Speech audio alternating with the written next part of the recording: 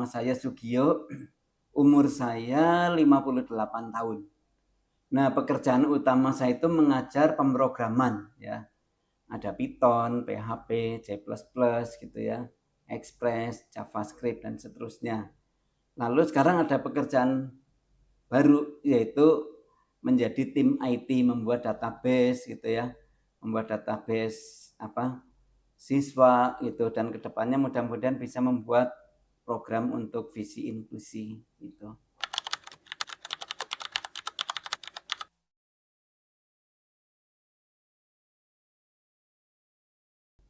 Ya kalau meyakinkan keluar itu ya memang tidak mudah gitu ya. Nah, kalau meyakinkan ke murid-murid saya itu mudah gitu ya. Kalau keluar ya kita tunjukkan bahwa kita bisa membuat program seperti ini gitu ya.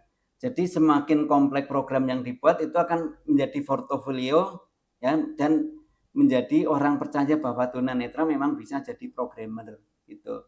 Nah, kalau karena saya ngajarnya ke tunanetra, jadi saya tidak banyak meyakinkan keluar ya.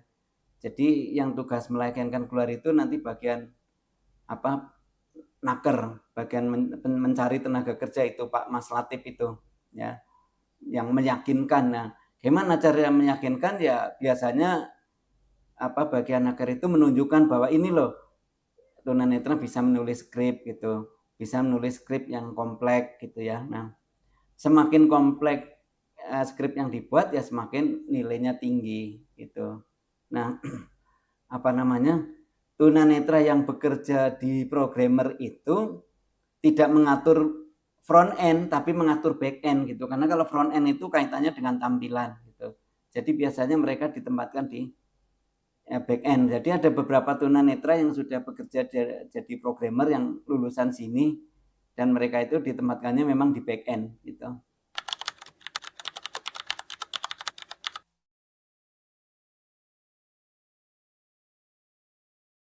Ya, alat bantunya ya ini laptop. Terus laptopnya itu ya sama ya. Lalu diinstal program tambahan yang namanya pembaca layar gitu ya. Nah, pembaca layar itu ada banyak mereknya sebetulnya. Ada JOS ya. JOS itu tulisannya begini nih. JAWS ya. Nah, nanti bisa di googling ya. JOS, ada NVDA. Nah, kalau NVDA itu program gratisan gitu. Kalau JOS itu program berbayar. Nah, kita ngajarnya pakai program yang gratisan gitu. Jadi setiap tunanetra cukup kalau pengen mengoperasikan laptop cukup punya laptop. Nah, nanti program NVDA-nya bisa nyari sendiri di internet atau kita bantu ke sini nanti kita install gitu. Jadi software khususnya ya hanya NVDA itu. Nah, untuk software-software lain misalnya kalau kita pengen menjalankan misalnya database, kita perlu MySQL gitu. Itu yang nggak khusus karena orang awas juga menggunakan MySQL. Jadi yang paling khusus ya pembaca layar itu. Itu kita menggunakan yang mereknya NVDA.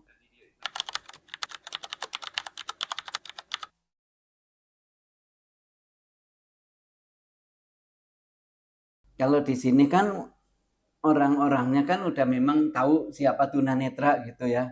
Jadi mereka tahu nanti saya disuruh mengerjakan ini gitu ya. Biasanya saya mengerjakan database-nya, mengerjakan script PHP-nya. Nah, nanti orang awas itu menyempurnakan menjadi CSS dan seterusnya dengan CSS biar penampilannya cantik. Kalau di sini sih kan udah nggak masalah karena di sini adalah sudah di lingkungan tunanetra gitu.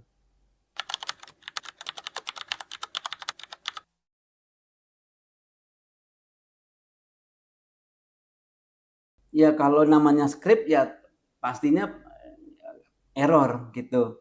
Programmer itu makanannya adalah error gitu. Sama seorang pebisnis adalah makanannya rugi dan untung gitu.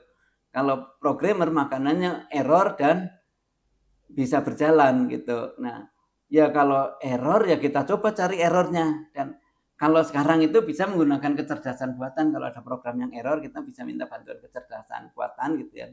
Nanti dia akan cari solusi, dan namun begitu juga sekalipun menggunakan kecerdasan buatan itu tidak pasti jadi sekali. Kadang-kadang saya pernah juga dengan bantuan kecerdasan buatan untuk menyelesaikan satu program itu butuh waktu sampai 5 hari gitu.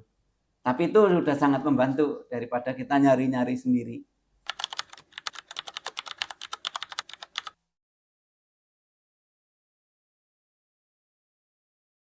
Ya kalau pesan tunanetra di sana sih, pesan saya itu ya semangatlah belajar gitu, bahwa menjadi tunanetra itu bukan pukulan akhir gitu ya. Pukulan tapi bukan pukulan yang mematikan gitu. Karena kan indera kita itu ada 5 gitu kan. Hanya salah satu, ya kita maksimalkan aja indera yang lain gitu kan. Nah, kalau udah punya semangat, biasanya kalau udah punya semangat ya tinggal mereka kemauan belajar gitu ya. Nah, dan di sini itu tidak hanya mengajarkan programmer, Mas Suryo itu mengajarkan komputer-komputer pada umumnya, gimana Excel, Word, dan seterusnya gitu. Nah, jadi untuk yang tidak belajar programmer itu belajar komputer itu sebagai alat bantu bekerja, sebagai alat bantu kuliah gitu kan. Bagaimana orang awas juga kalau nggak ada komputer pasti akan kesulitan kan mengikuti kuliah dan bekerja. Saya kira nggak mungkin orang awas, apalagi tunanetra ya, karena tunanetra itu lebih membutuhkan komputer dari orang awas itu.